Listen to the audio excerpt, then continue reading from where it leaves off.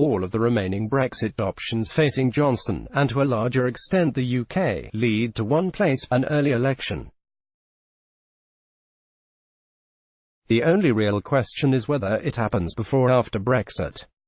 Whenever it happens, the next election will be vicious, nasty and personal. For many Conservatives, opposition leader Jeremy Corbyn embodies the very politics that they most loathe, while in Corbyn's Labour Party, Boris embodies the out-of-touch privileged elite, explains Matthew Goodwin, professor of politics at the University of Kent. When there's so much to play for, it's impossible to see how it can't get very personal. Here's where things currently stand. A couple of weeks ago, Johnson asked the Queen to suspend Parliament, ostensibly to restart the parliamentary session and return with a fresh legislative agenda. It was merely a coincidence, of course, that many lawmakers were also agitating to close down the option of a no-deal Brexit on October 31, but before the suspension took effect, a majority of lawmakers conspired to seize control of parliamentary business and passed legislation that, in theory, forces his government to request a Brexit extension from the European Union if it fails to negotiate a deal. So even if Johnson's real intent had been to shut down that effort, it didn't work. And to make things worse, the UK's highest court spent this week hearing evidence alleging that Johnson misled the Queen over his motives for suspending the UK's legislative body. The outcome of this case comes early next week, but in some respects, it doesn't matter a huge amount. Whether Parliament is forced to return early or not, the political reality of Brexit will collide with Johnson soon enough. And given the lack of a majority for anything, an election would be the only way to fix it. Why will it be so vicious? The political atmosphere in the UK is more hostile than it's been in decades. Corbyn and Johnson are not only miles apart in terms of their politics, their parties also hold one another in open contempt. Here's how one Conservative source spells out the likely attack lines the party will run on Corbyn. There's his past association with alleged anti-Semites, his support for a second Brexit referendum but his decision to remain neutral in any campaign, his record on national security and whether he could be trusted to protect the nation, and as the source puts it, unkindly but revealingly, his generic weirdness. He's just an easy target, isn't he?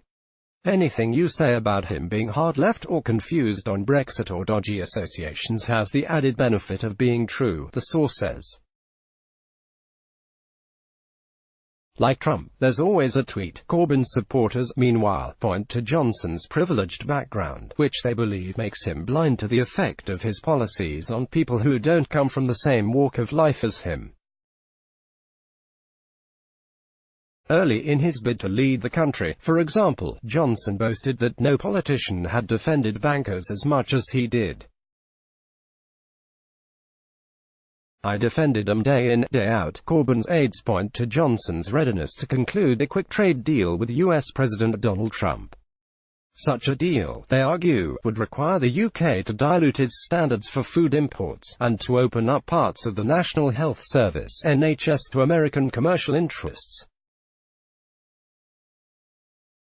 While Johnson flatly denies that the NHS would be on the table in trade talks with the US, it's a powerful line of attack.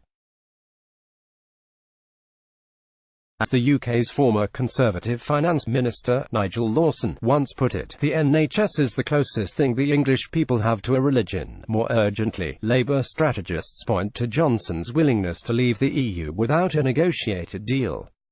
Corbyn was instrumental in the parliamentary plan to avoid a chaotic exit that the government's own research could lead to food and medicine shortages.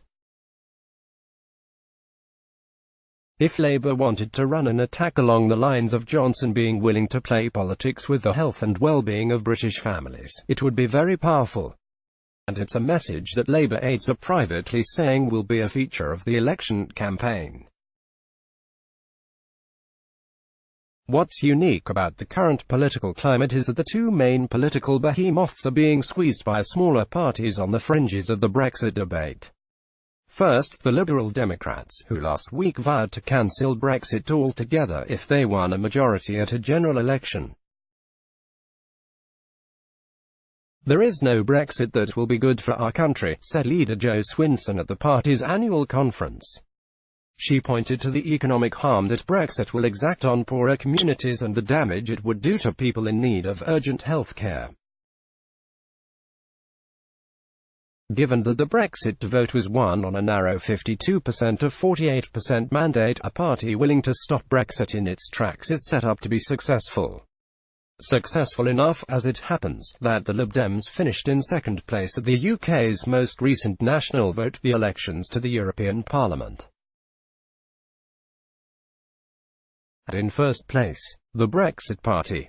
Nigel Farage's new political movement is campaigning on a ticket to not just leave the EU, but to leave without a deal. The potency of its message presents a terrifying prospect for both Labour and the Conservatives. Many Labour MPs represent areas of the country that voted strongly in favour of leave. The Brexit Party says that Brexit has exposed Labour as a party that has disdain for its voters. It thinks they're thick, old and it doesn't really want them anymore, says a Brexit Party spokesman. On Johnson and the Conservatives, the party's job is even easier. Boris said he would rather be dead in a ditch than ask for an extension, the spokesman explains. He's dug that ditch himself, and if we've not left the EU on October 31st, we'll gladly push him in it, so the election will be horrible, deeply personal and divisive. But where will it all end up? There's no agreement among pollsters on how each party is doing, so we don't really know what the starting point of this election campaign is, says Will Jennings, professor of politics at Southampton University. While it's unlikely that the Lib Dems or the Brexit Party would ultimately win a general election, Jennings believes that there would be a repeat of the dynamics that played out in the European elections. Because of the UK's peculiar electoral system, that points to no single party winning a majority. That will lead each faction to claim that it has the democratic mandate to push ahead with the most extreme version of whatever its election manifesto promised. So, after an inevitable election, a brutal campaign, a country more divided than ever and a government with little to no clear mandate, where, after all this, will Brexit end up? A bigger mess than it is today, is the most likely answer. Let's block ads. Why?